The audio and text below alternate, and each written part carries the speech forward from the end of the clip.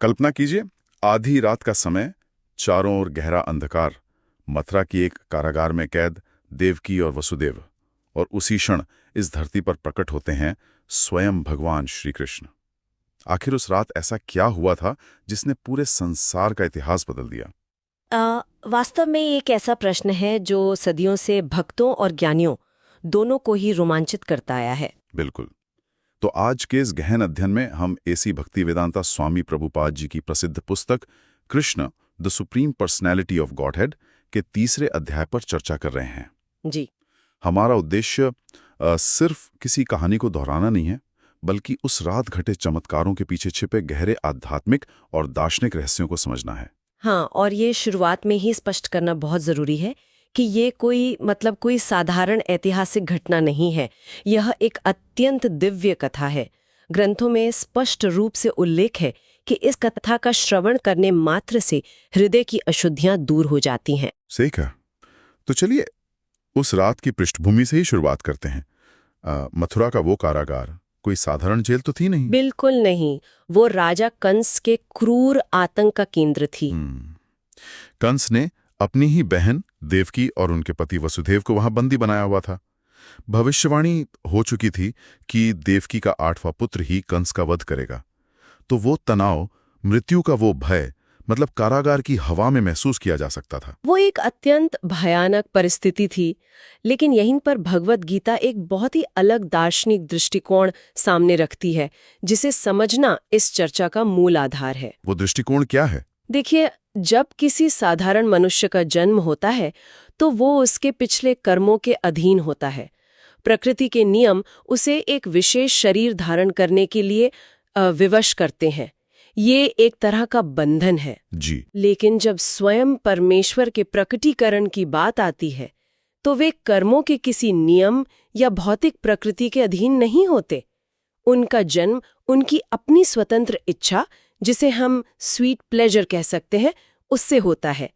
वे ऊपर से नीचे उतरते हैं, इसलिए इसे अवतार कहा जाता है। यानी वे भौतिक जगत के नियमों से बंद कर नहीं, बल्कि अपनी पूरी दिव्य सत्ता के साथ इस जगत में प्रवेश करते हैं। बिल्कुल। और शायद यही कारण है कि जब उनके प्रकट होने का वो क्षण करीब आया तो पूरी प्रकृति के व्यवहार में एक अकल्पनीय बदलाव आ गया था। हाँ, स्रोतों में उस रात का जो वर्णन मिलता है वो सच में बहुत विलक्षण है। मतलब रोहिणी नक्षत्र का अत्यंत शुभ प्रभाव सक्रिय हो गया था। दिशाओं में जो उथल पुथल थी वो अचानक एक गहरी रहस्यमयी शांति में बदल गई। हाँ, नदियां स्वच्छ जल से भर गईं और पूरे उफान पर बहने लगीं। आधी रात के समय सरोवरों में कमल के फूल खिल उठे।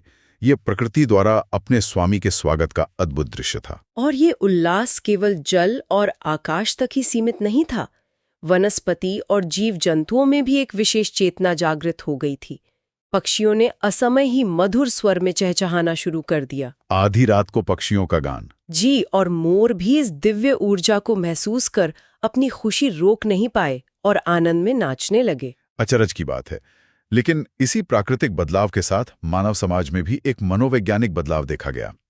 जिन ब्राह्मणों ने असुर राजाओं के डर से अपने यज्ञ बंद कर दिए थे, उनके मनों में अचानक एक असीम शांति और निर्भयता छा गई।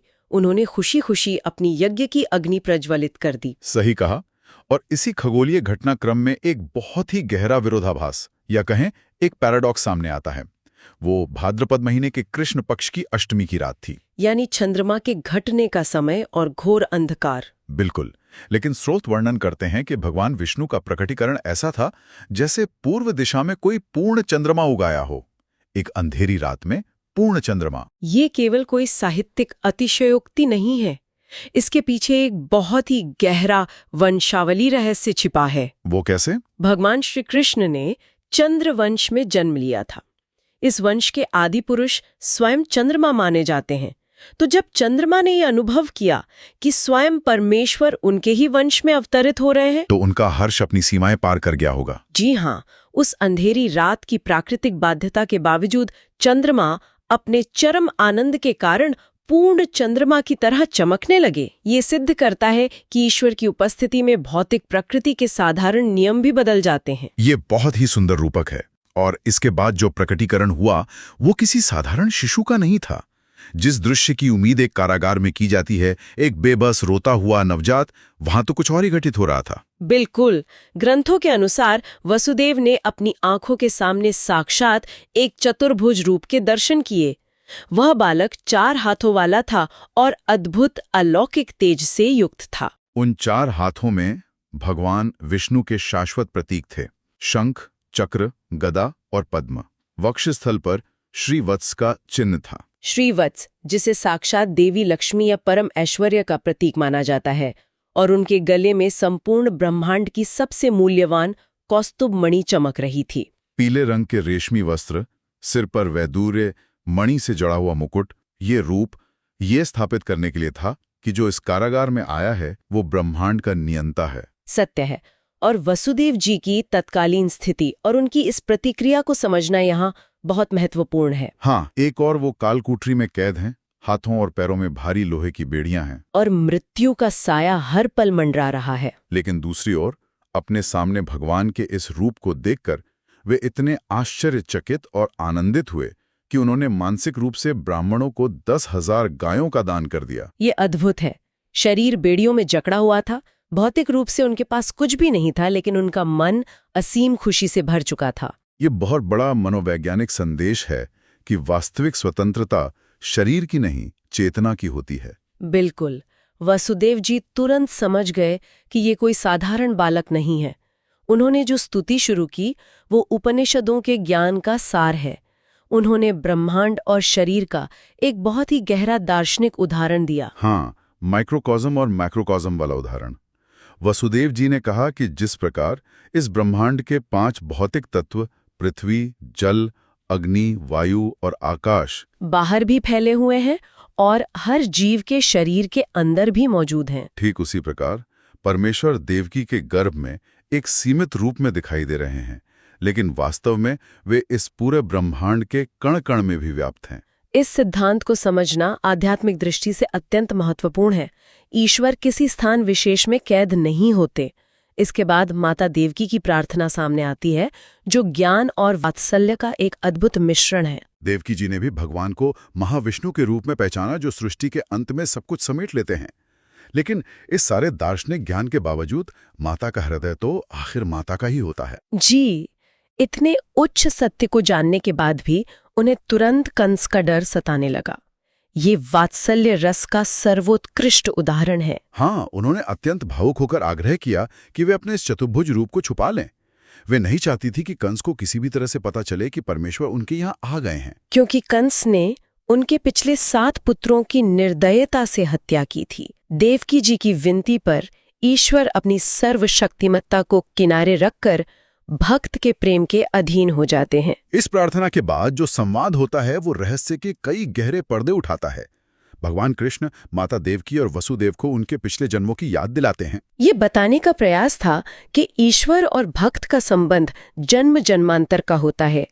भगवान स्पष्ट करते हैं कि स्वयंभूव मनु के काल में वे प्रश्नी और सुतपा थे, जिन्होंने संतान प्राप्ति के लिए 12,000 वर्षों तक अत्यंत कठोर तपस्या की थी। 12,000 साल तक केवल हवा पीकर और जमीन पर गिरे हुए सूखे पत्ते खाकर। आज के युग में तो इसकी कल्पना करना भी असंभव प्रतीत होता है। सत्य है। और जब भगवान प्रकट हुए तो उन्होंने सांसारिक मुक्ति नहीं, बल्कि भगवान को ही पुत्र रूप में मांग लिया। तब भगवान प्रश्नी गर्भ के रूप में उनके पुत्र बने। और फिर अगले जन्म में वे अदिति और कश्यप के रूप में जन्मे।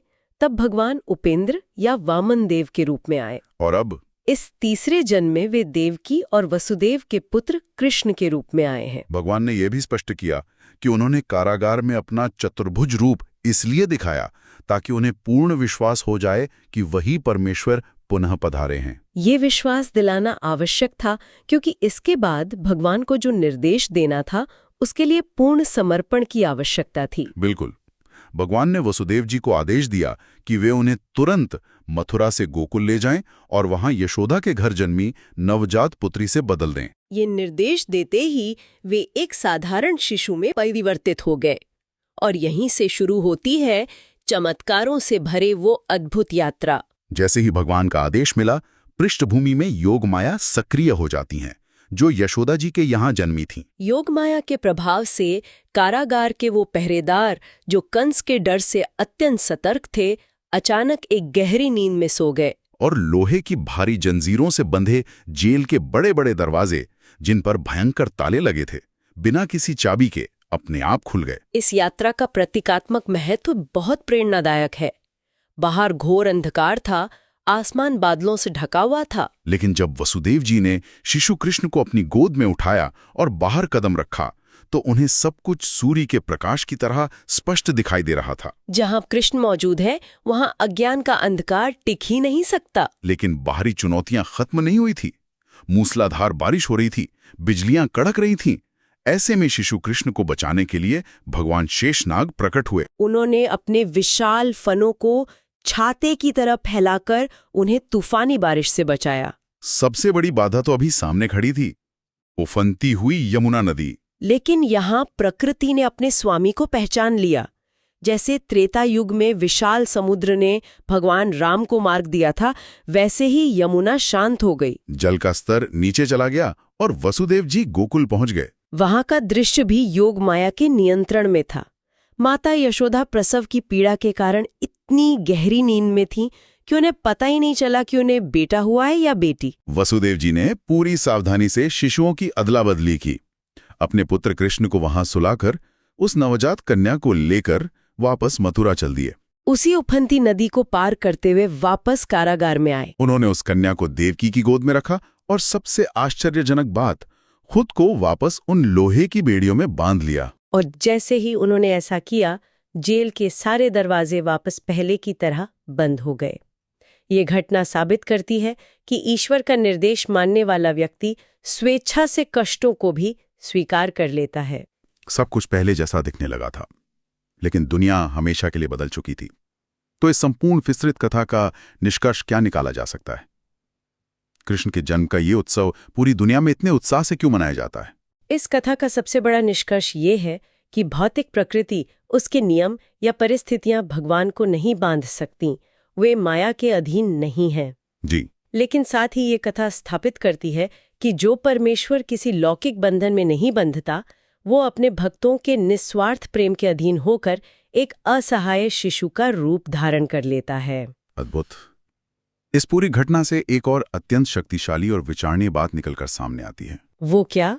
ईश्वर ने अवतार लेने के लिए किसी भव्य राजमहल को नहीं, बल्कि एक कारागार को चुना, जो समाज के सबसे अंधेरे और भयभीत हिस्से का प्रतीक है। शायद ये इस बात का दार्शनिक संकेत है कि परम सत्य अक्सर वहां प्रकट होता है जहां उसकी सबसे कम उम्मीद होती है।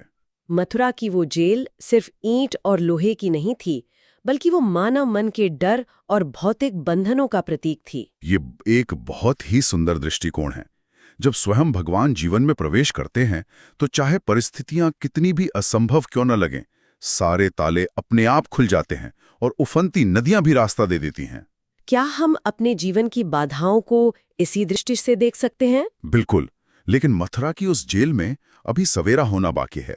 अगली सुबह कई ऐसे सवाल लेकर आने वाली है जो आगे की कथा के लिए गहरा कौतूहल पैदा करते हैं। सही कहा। सुबह होने पर उस क्रूर कंस को कैसे पता चला कि कृष्ण का जन्म हो चुका है? जब कंस ने उस बालिका को मारने की कोशिश की तो क्या हुआ? और वृंदावन में बाल कृष्ण ने कौन कौन सी अद्भुत लीलाएं की? ये सभी रहस्य आगे के अध्यायों में पूरी भव्यता के साथ खुलेंगे। अगर आपको भगवान श्री कृष्ण की ये दिव्य कथा पसंद आई हो तो वीडियो को लाइक करें, कमेंट में राधे कृष्ण जरूर लिखें और ऐसी ही अद्भुत कृष्ण लीलाओं की पूरी श्रृंखला देखने के लिए हमारे चैनल को सब्सक्राइब करना ना भूलें।